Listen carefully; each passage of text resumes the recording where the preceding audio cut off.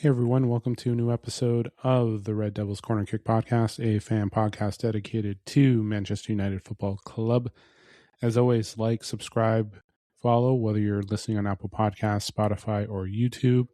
And as well as you can follow on social media, TikTok, X, and Instagram.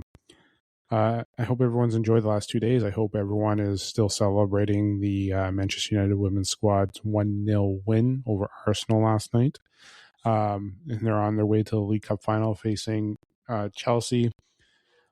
Listen, overall, I'm still happy that we got the W, that we're going to a final. Listen, we know we've been going to FA Cup finals the last couple of years, but to have Mark Skinner take this team to another potential trophy is great. It is, and I'm happy for them. They are back this Sunday. We are playing Aston Villa, so Aston Villa round 2.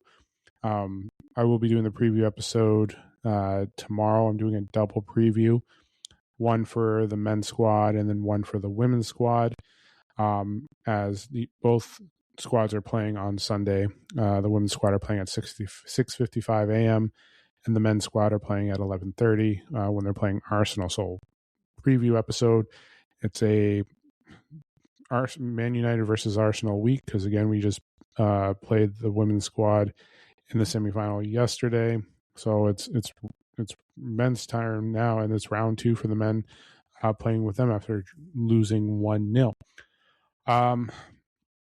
Listen, I'm going to keep it, well, I shouldn't say short, but it's going to be like a usual length. I'm going to try and keep it short as we have lots of episodes coming out. But with this episode today, it's a couple of things. One, Ineos and the Glazers are just a mess. Everything that's been happening the last year of what they've been trying to set towards sounds like it's crumbling. The reason why I'm going to be leaning towards that is it's because they're looking to talk about extending Bruno. Nothing again, I understand that, but they're looking at getting Bruno to stay another year. The spin of still trying to get another manager, or not, the spin of manager talk is still always going to be there, but the spin of getting players, all that stuff. There's a rumor of Neves, potentially a bid has come in. They're talking about Ndidi as well. They're looking at trying to work on their recruitment, because there's been news I've been seeing here on social media and some outlets that the Glazer and Wilcox are trying to work on things to help improve recruitment. Well, you've been failing for a little bit as well. There's the talks of Mainu getting a new contract, which, like, come on. There was talks about that last year where there was talks, because again, he just signed one, I think, a year or two ago. And there's talks about him renegotiating, getting a newer one where he was talking about getting over 100K. I remember those reports coming out. So that's what I'm going to talk about. One thing, too, is Casemiro announced that he will be leaving Manchester United at the end of the summer, or at the end of the season, sorry. And listen, we knew some of this was coming already, but it looks like it's a direction that's going on. I'm not going to talk about it now because he hasn't left yet, but at the end of the season, obviously when the season comes to an end, we'll talk about the year in review. And yes, I'll be thanking Casemiro then. He's here now. He's not going during the transfer window, so we'll be having him here for the last 4 months. He says he's going to give it his all for those 4 months. But am I shocked by this? The answer is no, because we were expecting this to happen. There's rumors of him potentially resigning for one more year. There's talks of him going to Saudi. There's talks of him going to the MLS. And as of right now, he's not. Well, he is leaving. But we're looking at, we have to look at a replacement for him. Is that replacement coming in now? Is it going to be a long term? Is that Kobbie Mainu? There's still talks of Ugarte and being sold and going, but right now it's and that's a discussion for the summer. But Casemiro, who has had an up and down, I would say an up and down way with Manchester United, great first season. Second season was up and down with Ten Hag. Third season, rebounding. He rebounded with or finding his way with Ruben Amorim after the sacking of Ten Hag. Benched, got himself back. You saw him in more shape. You saw him similar to what he was in that first season, and you saw what he had done as well in the contributions. This season, he has been consistent. He has been playing. He's mostly played majority of all the games. He has played very well. He's been a key contributor. We've seen what he's done, and yes, it's the end. It's the end of the Casemiro chapter. It's also an end of a high wage for the owners. That's also a positive for them. But he has contributed. Honestly, we ended the drought when winning the EFL in his first season. Obviously, he didn't participate in the FA Cup. Obviously, there was issues with Erik ten Hag. There was talks of him moving on, and so on and so forth. But in the end, in his career, you can say his career at Manchester United, you can say has been up and down. You can say that there were issues here. There were many positives, but it was up and down with him. So, listen, it is tough to lose a player like that, but in the end, we knew it was potentially coming either way. We knew. And the spins of him potentially re-signing, taking a lowering pay cut, but there's opportunities for him to go on to the next chapter. So, Casemiro has been he's been a professional. You see that he has been a leader in the locker room, but there have been times where he has struggled. There are times where he has not worked out well with a manager. We've seen that. So it's a matter of who do we get to replace him, and that's what the summer transfer is going to be. Who's going to be that next target for Casemiro? But like I said, he's been involved with this club. He has been a leader, up and down on performances, depending on the year. This year has been a redemption. The second half of last year has been a redemption for him as well, especially with Amorim. But he's going in a new direction. He's going to go. He's moving in a new direction for himself. So, but yeah, we are going to need a replacement for him, and we can talk about that when the summer transfer comes, and so on and so forth. But the one thing too is for the owners, for Ineos, that's $300K off the books a week. That's money saved in the end if you're looking at it from the owner's perspective. Another thing too that has been coming out of the news recently, the last couple of days, Bruno Fernandes. There's talks of him potentially staying for another season. Obviously, we know his feelings and everything that's been going on, the Saudi deals and everything last year, the ownership. For what he said, he felt like he was being pushed out by the ownership in the summer with the transfer window. So would it be wise for him to stay another year? It all depends on how they're going to be telling him why he should stay. And listen, I get to see Bruno for the Portuguese national team. So I see him with the United uniform, and I see him with the Portuguese uniform, and I know the type of player that he is and how his work ethic and all that stuff. But realistically, we don't know what fucking direction United are going. The ownership is made a disaster. They got rid of another manager that Bruno was backing, was happy that he was here. The same manager that convinced him to stay this season as well. And realistically, he's going to have to put all the chips on Ineos and them and force them to, hey, like, we're going to help you build, we're going to help you get there. But he's not going to decide until after the World Cup. The owners want to wait and want to know now before the World Cup. He's in the driver's seat. And if they're putting pressure on him to say, make a decision, I might as well just go. He wants to go to Europe. Let him go to Europe. Let him choose another squad. Let him go. I wish Bruno could stay. I really do. I would love for him to stay. But unfortunately, he will make a decision. There was talks already that this could be his final year, and I think if I'm him, I'm leaving. I'm not going to hold United hostage or whatever. He's been here long enough to know what's going on.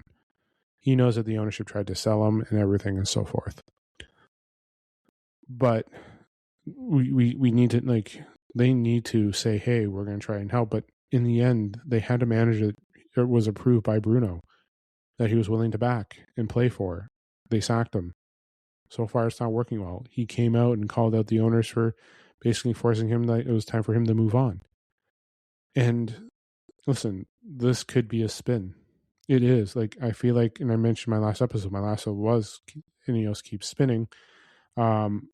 This just could be another spin. We could be looking at right now Arsenal, not Arsenal. We're looking at Ineos and the Glazers trying to be like, well, we're going to try and convince a fan favorite, Bruno Fernandes, to stay with us. He's our captain. I think that's what they're going to try. That's what I think is being done. Bruno was focused on this season, and he's focused on the World Cup. And he doesn't want to make any decisions until that's done, and that is done mid to late July. And Ineos doesn't want to wait that long because they probably want to cash on him. That's what it is. It's a money grab right now. It is literally a money grab at this moment, for what's happening. They're going to try and please to the fans. At the end of the day, it's Bruno's decision. If I am Bruno, you may have to decide at the end of the season that it's time to walk. And I understand why he wants to wait, because he loves the club. He loves Manchester. He loves playing for the badge. Listen, I love having him. I love what he does on the pitch. I see, like, don't get me wrong. He can be fantastic, and he can be pure, disaster sometimes. We've seen those games, but realistically, it may be time for him. Like, realistically, I think the ownership does want him gone because it's his salary off the books, unless they're trying to keep him for 1 year and trying to reduce the salary. But for him, for the signing, one of the best signings since post Sir Alex, he has been consistent. He always plays. He's always willing to play in every game. Doesn't stop moving. Yes, we can argue about his discipline, but realistically, he has been one of our best players in the last 5 years, if not the best player in the last 5 years. We see what he does on the pitch, what he's doing this season. He's leading the Prem in assists. He is contributing with goals. We've seen what he is doing. We've seen the potential of what he's done. And right now, we have to work on trying to get this season salvaged. There's no guarantee that we're in the Champions League. Casemiro is going to give it his all. Bruno, we know, is going to give it his all for the final half of the season. Hopefully, if we qualify for Champions League, maybe Bruno stays for one more season. But Bruno has to stay to the point where he has to sit there and be like, who are you bringing in for me? Who is this manager going to be that's going to keep me here? Who are the players you're bringing in? We do need a proper striker. We do need additions in the midfield. We need players to help you win now. Like, you want the Premier League in 2028. You got rid of a manager that we wanted to play for. You've been trying to force me out. But if you're going to want me to stay, you have to tell me what I need. But realistically, I think it's all, like, when it comes to Bruno and all this, it's definitely a spin. It is a spin. Like, I think Bruno has kind of already made his decision on what's going to happen, but he always said, I'm going to wait until after the World Cup. He wants to focus on that. Let him.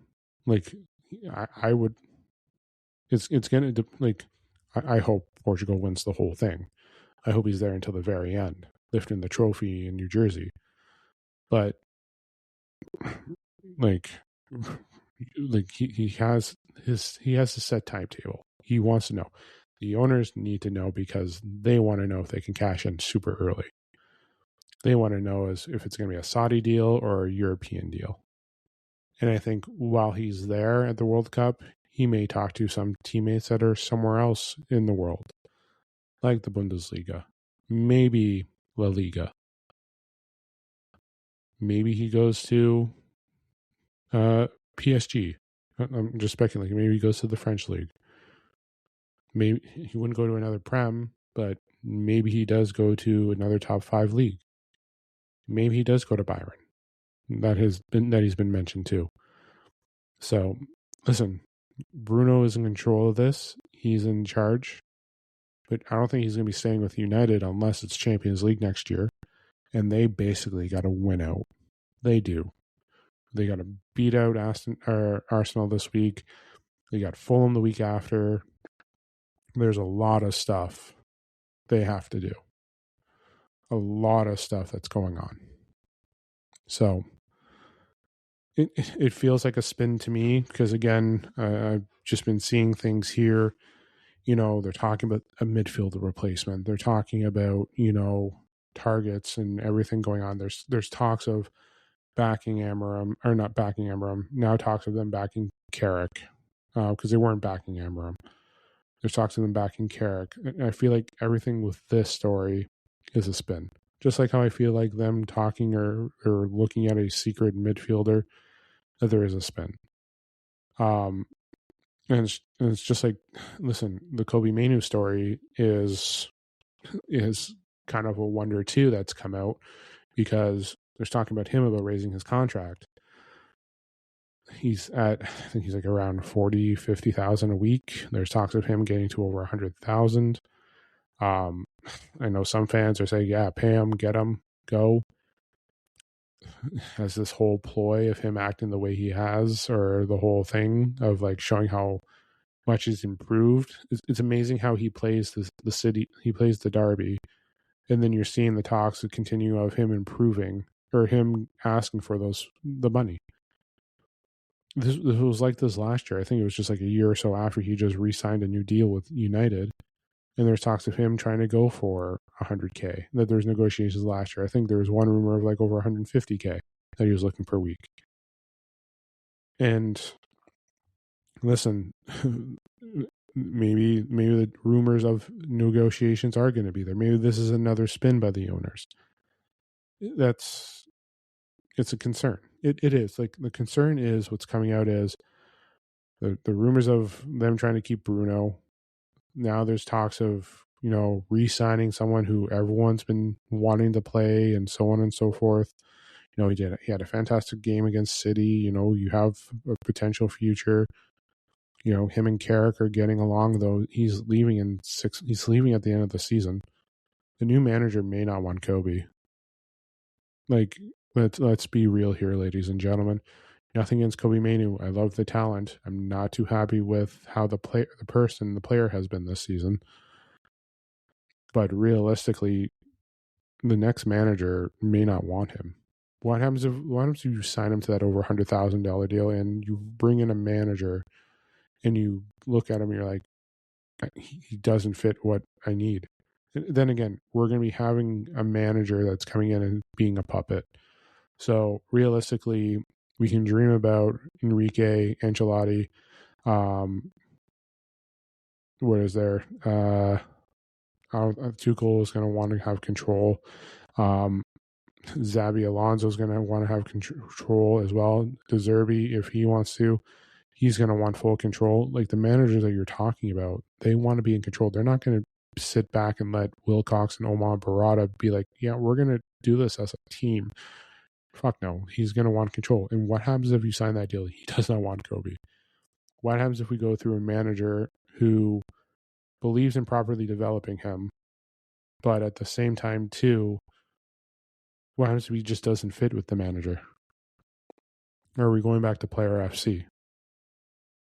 Or is this talks of a new contract and whatever, trying to make us happy as fans, like, and so on and so forth. So that's the $1 million question here, ladies and gentlemen. What is going to be? So,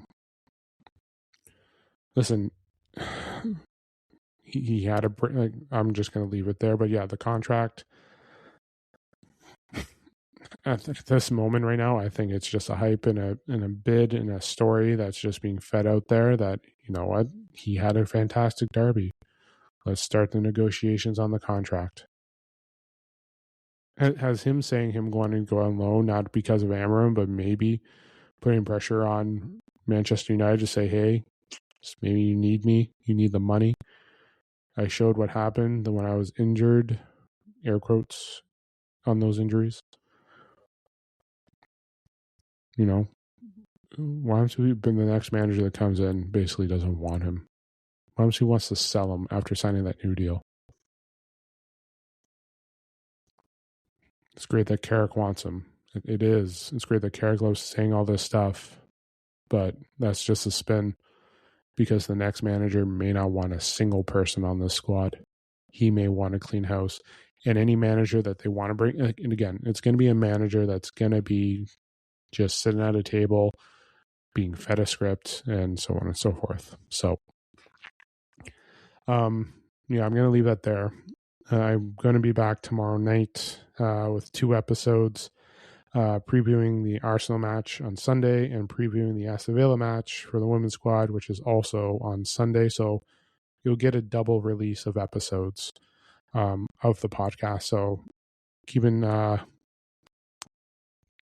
out for that as well. So enjoy the rest of your Thursday. Enjoy your Friday if you're not tuning in tomorrow, or enjoy your weekend as well. Don't forget to hit like, subscribe, follow, whether you're on Apple Podcasts, Spotify, or YouTube.